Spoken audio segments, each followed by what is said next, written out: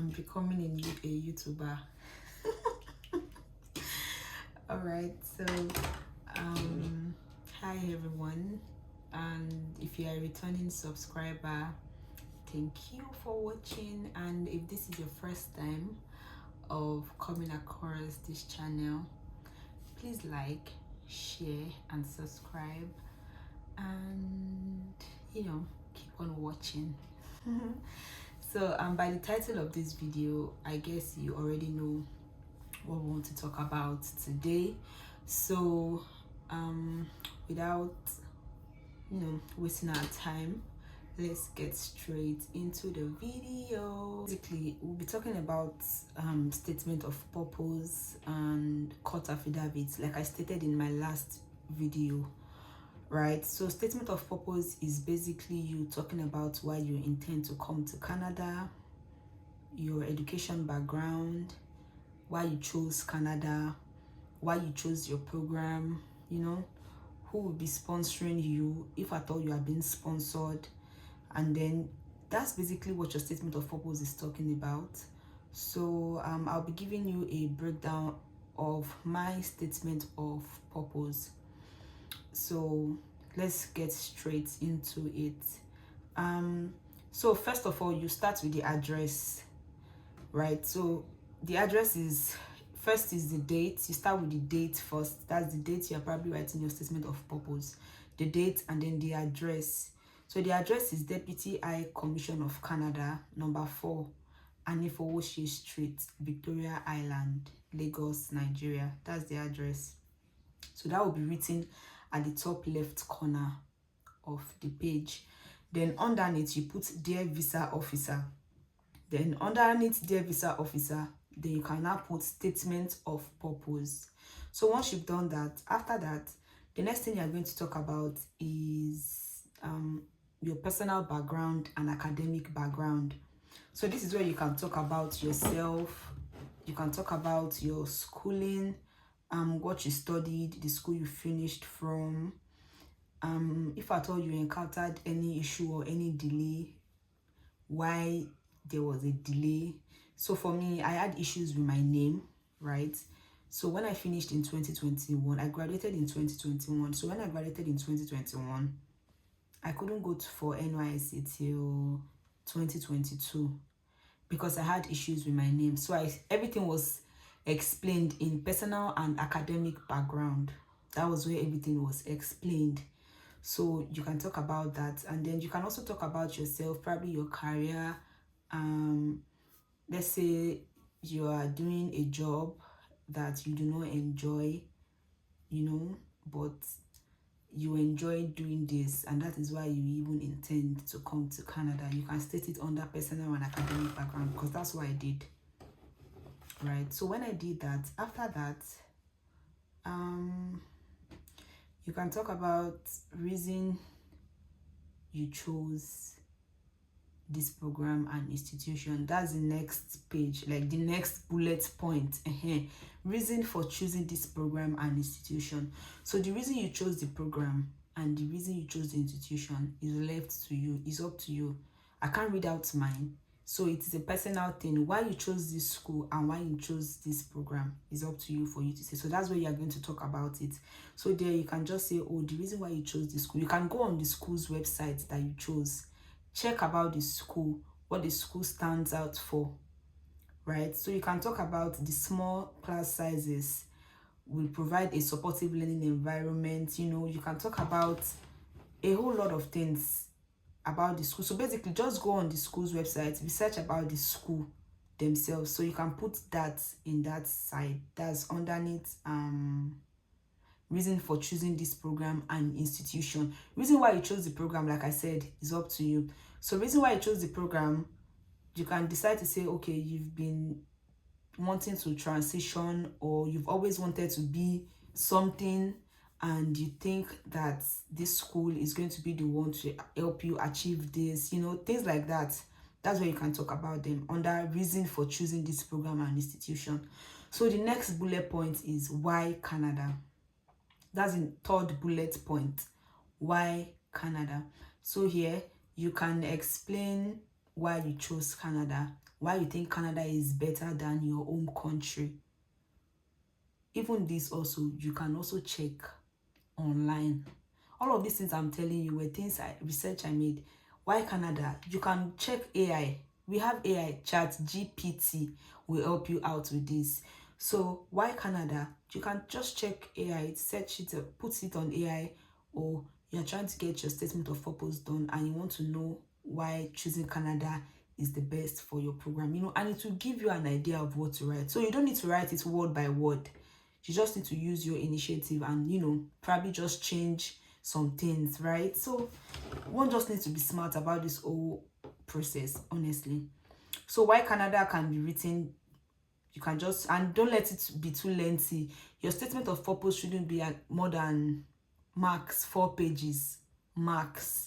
Because when it's too much, it becomes boring and the visa officer will miss out on informations that he or she is supposed to get from your SOP, right? So please don't make it too lengthy. So that's the third bullet point, why Canada. Then the fourth bullet point is financial sponsorship. So this is for those who are being sponsored. So if you know you are being sponsored by your parents or your uncle or your sibling or something, this is where you're going to talk about it. So you can just say, okay, financial sponsorship is the fourth bullet point, right? So underneath financial sponsorship, you can just say, all right, I'm grateful to have my parents, or I'm grateful to have my sibling. You put the name of your sibling there, who is the one who is sponsoring you, and talk about the person, how the person has impacted your life in your education wise, and even in financial aspects. If the person has always given you money in the past, you can talk about it, that he has been present in my life. He paid for my school fee one time and he has decided to further my education. You just talk about the person. So so underneath this part, you also talk about the total costs for your program. So after you must have spoken about what the person has done for you in the past and why he's sponsoring you, you can then say the total cost of my program, including living expenses, tuition fee, travel, that's your traveling cost, is, let's say, 42,000 Canadian dollars. So you can then say your sponsor has sent you the sum of, let's say he has sent you like 17 million out of 42 Canadian dollars. So you can state it there that he sent you 17 million as part of your living expenses and your school fee. That's your tuition. So that's when you talk about financial sponsorship, basically. So after that, I also spoke about explanation of support and lump sum. So one thing the visa officers look out for in your proof of fund is lump sum. Please, you shouldn't have lump sum in your account. That's the account you are using for your proof of fund. When I say lump sum, like huge money coming into your account and you can't account for it, you can't talk about it, how you came about the money, right? So I spoke about explanation of support and lump sum, which is the fifth bullet point.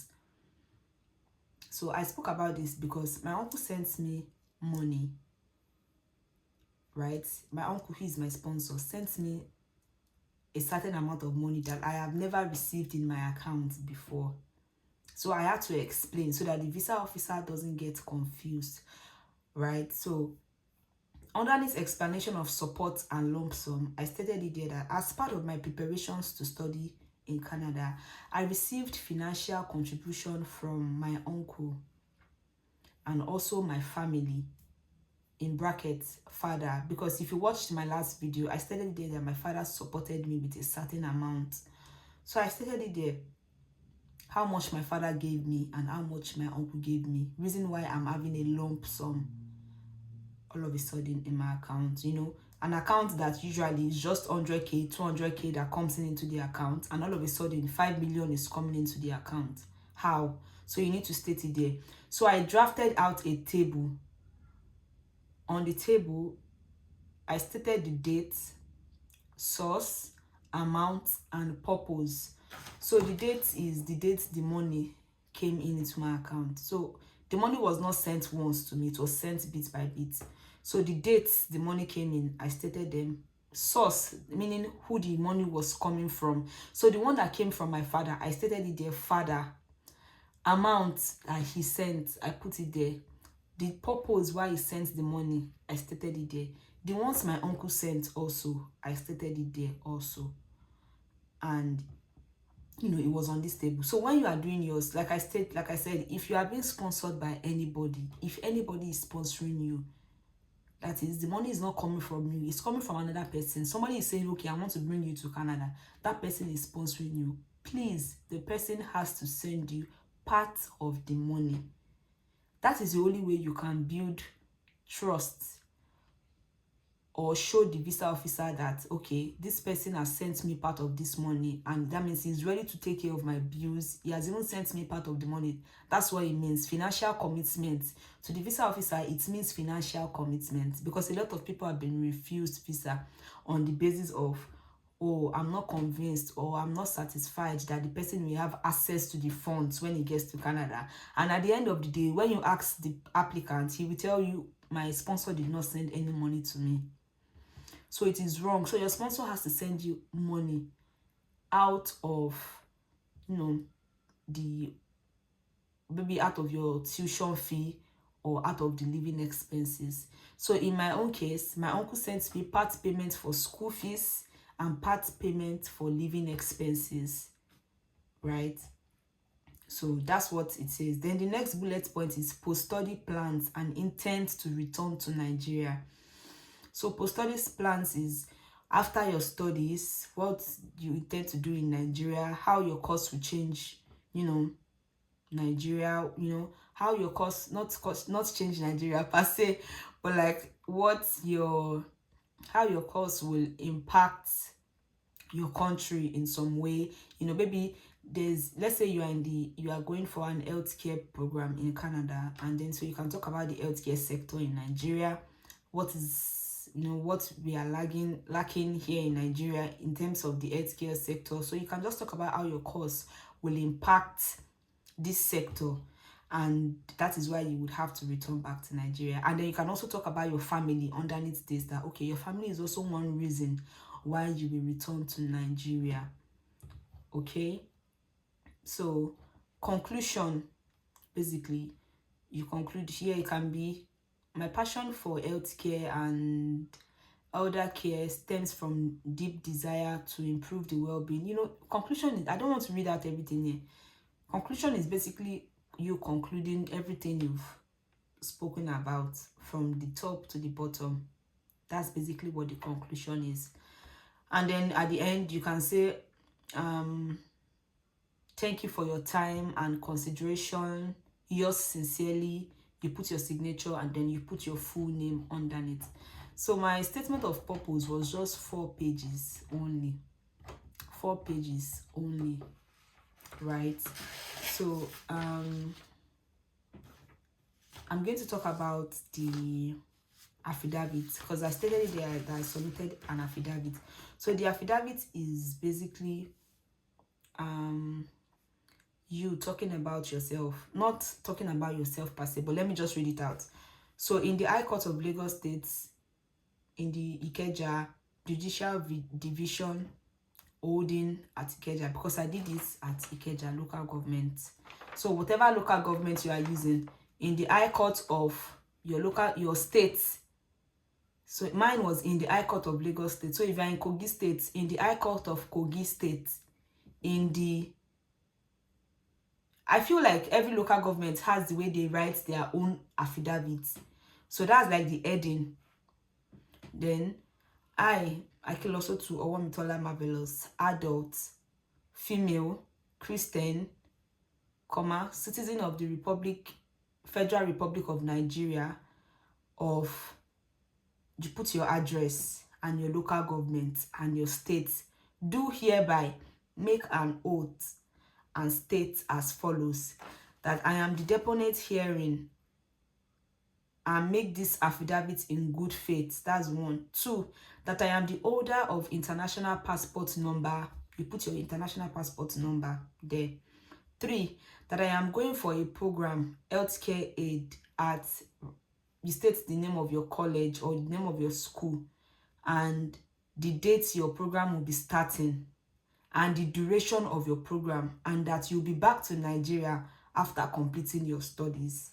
Then the 4th one is you basically saying that I make this affidavit for record and official purposes. 5, that I make this solemn affidavit in good faith, believing the same to be true and correct in accordance with oath law of Lagos State 2015. That's basically the content of the court affidavit. So make sure your passport photograph is on it. Make sure that it's stamped and is sealed, right? So that is basically what the court affidavit is talking about.